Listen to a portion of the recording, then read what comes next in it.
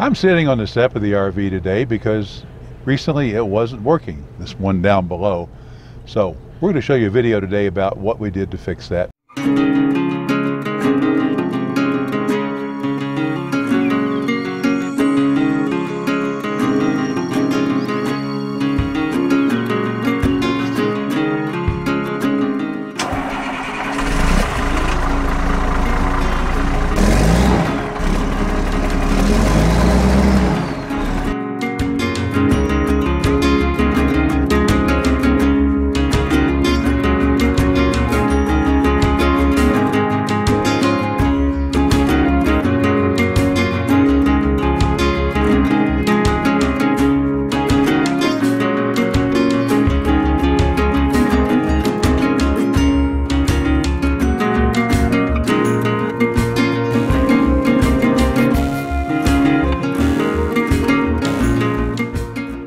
Hi, I'm Chris with RV 4x40, and we all know that whether you have a sticks and bricks home or an RV for your home, that things break. When they do, it's never convenient, it's never a good time. It goes a long way if you're handy, as Jim is, at repairing things on your own. It saves you time and money. So today we're going to show you a little bit about what happened when our step broke. So normally the step would come out automatically, so when you open the door you have a nice walkway up into the RV. Unfortunately, when your step breaks, you don't have that. So it is quite a hike, as you can see, to the first step. And so we lived with that for several days as parts had to be ordered and checked out and tested, and Jim will tell you all about that. In the meantime, it was climbing up the step. We did, when we were parked, have a small step stool to help us a little bit, but fortunately I'm tall and I could handle it. You more pull yourself up than step up. So this is the way it should work. Always ready when you're ready to go in your RV.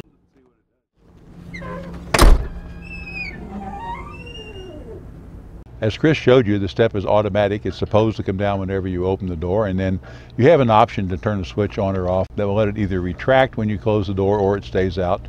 We normally leave it to stay out if we're camped somewhere overnight or stopped any time at all. If we're traveling on the road, I normally leave the switch set so it pulls the step in every time when we stop the coach, whether the ignition switch is on or off. And that way it isn't sticking out for someone to trip over, or a little bit less of an obstruction for someone going by. In our case, it actually had failed earlier, and just in our travels we had not had time to stop and take a look at it, so we were stepping up over the tall threshold using the small step stool on the outside when we could.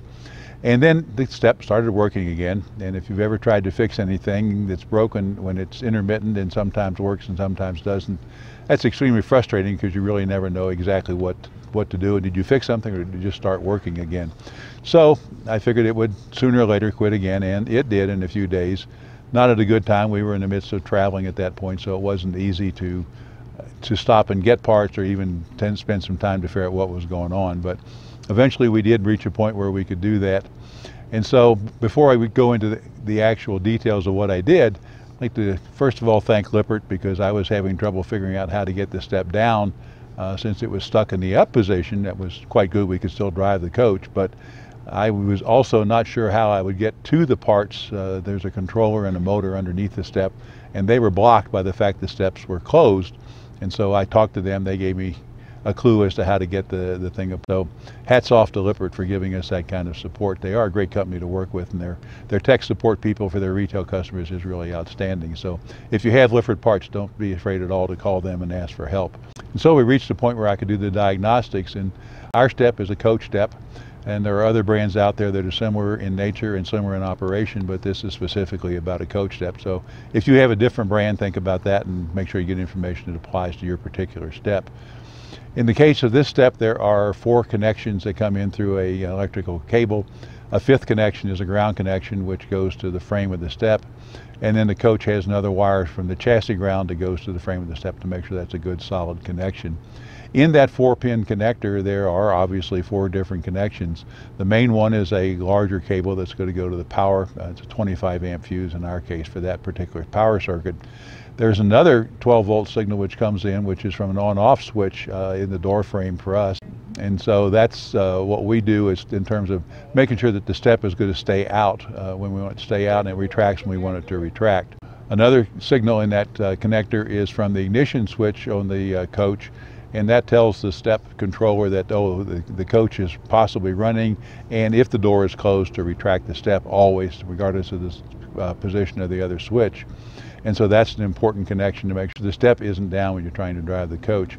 Then the last connection is a switch in the door frame that tells the controller if the door is open or closed. If one of those signals weren't correct, then the step wouldn't work as designed. So the first thing is going to be to verify that.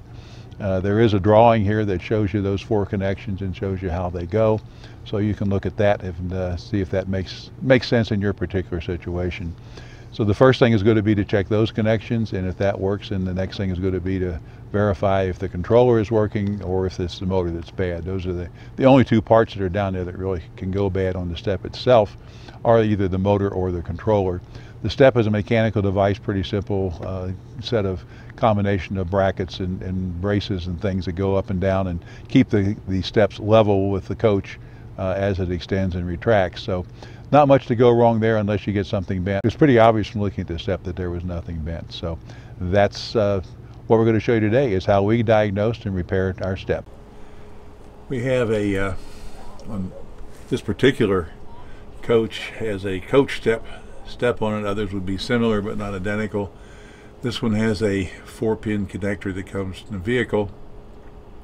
Those are all active connections. The ground has another ground wire that goes from the coach, if you can see this, down and bolts to the step frame to make sure that everything is grounded there. I have a clip lead for my negative side of my voltmeter, which is right here, and I'm going to clip that onto a bolt here which goes into the step.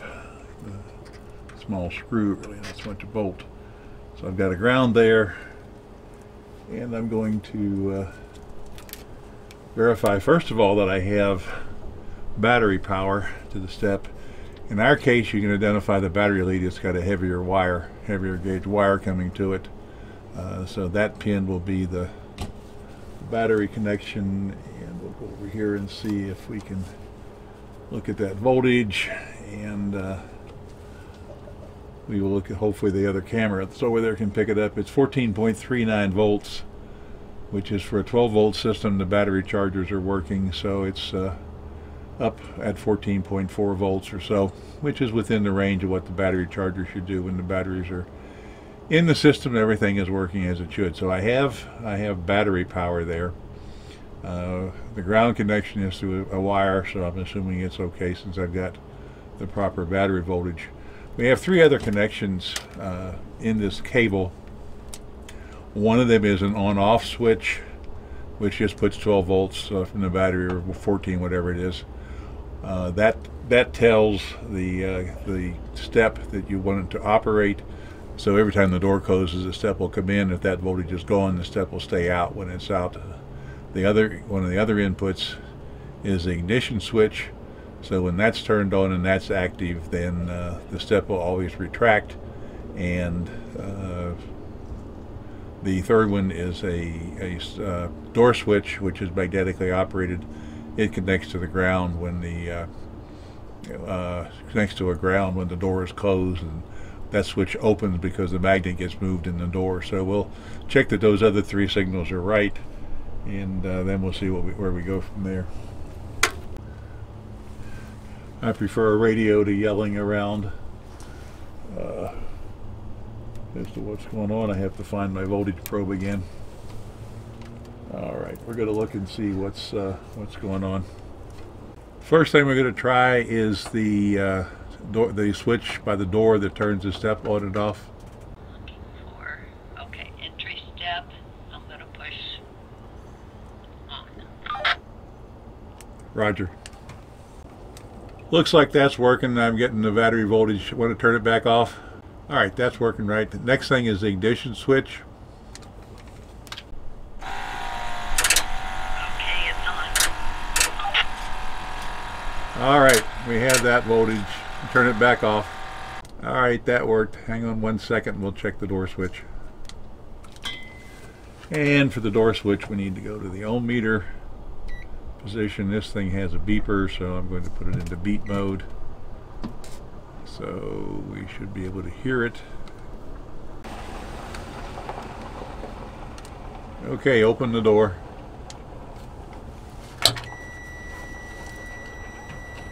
Alright. You can hear that. I have good continuity. If you look at the meter, there's no resistance reading there, so that's working just fine. Alright, close the door again. And when she closes the door, the resistance goes back up, the switch is open, and the beeping stops. So, from that we can conclude that all of our functions are correct on the switch, and yet the door step does not move. We're going to do another test here, which is a little bit different. If you haven't got this kind of voltmeter, it won't work for you. But this one has an ammeter here. You can clamp around a wire, and don't do it on a pair of wires, just a single wire. I don't know what the current is. I'm going to set it up for 100 amps and put it in DC. And I know that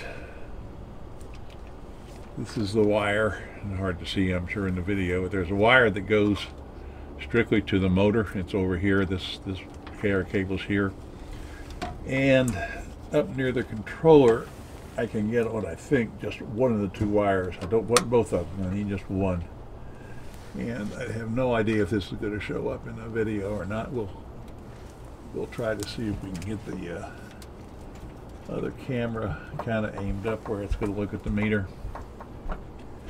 Now I want to move out of the way in case this step happens to move, and see what happens when I plug in the control cable.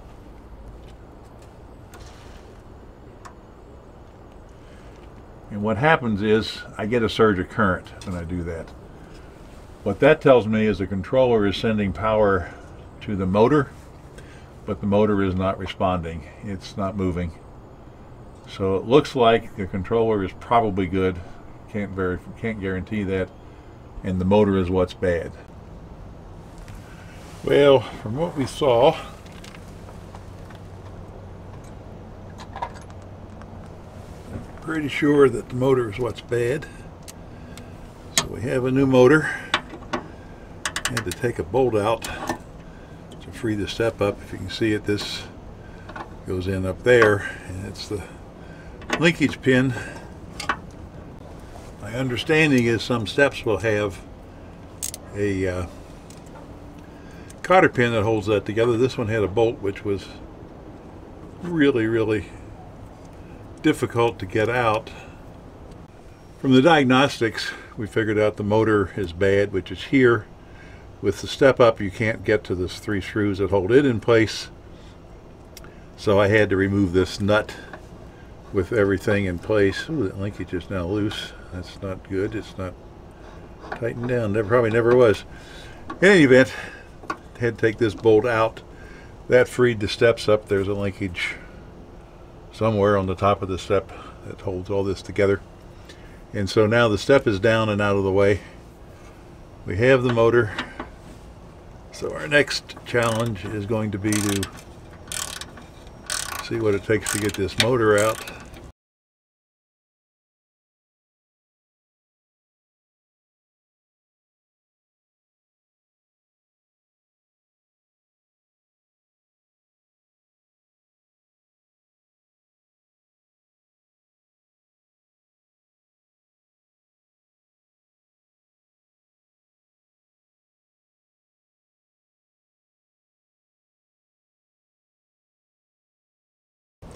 All right. Okay.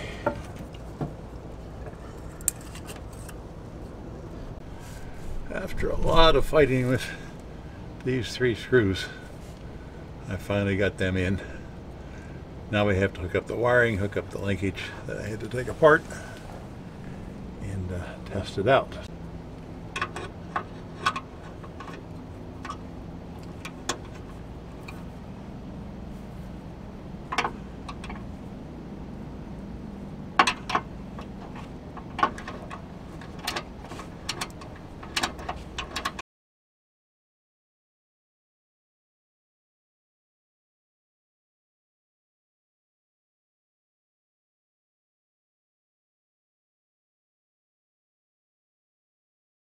Step is going to move because when I plug it in, it ought to go one way or the other.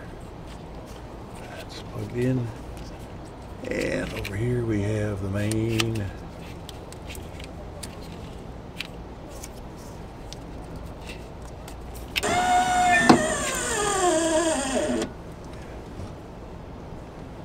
Well, that's a good sign.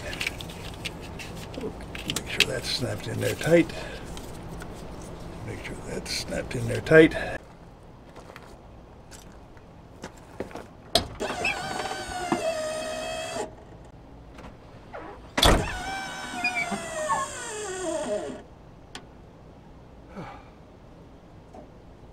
Well, thanks for watching today.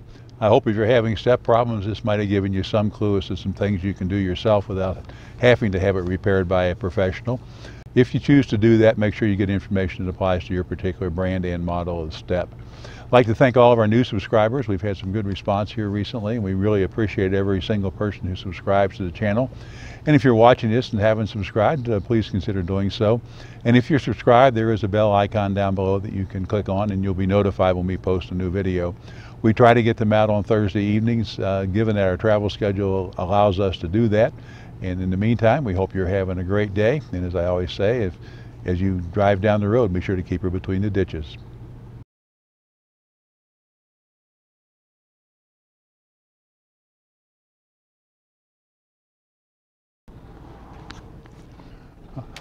I'm going to try it with my microphone turned on this time. You ready? So this is the way it should work. Oops, it wasn't up. Never mind. Go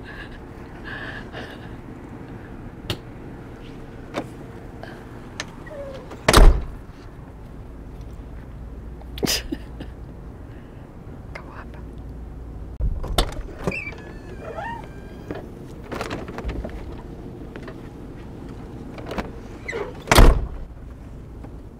Oh dear. We have it set to be out all the time? Yes. Oh, well that would make a difference.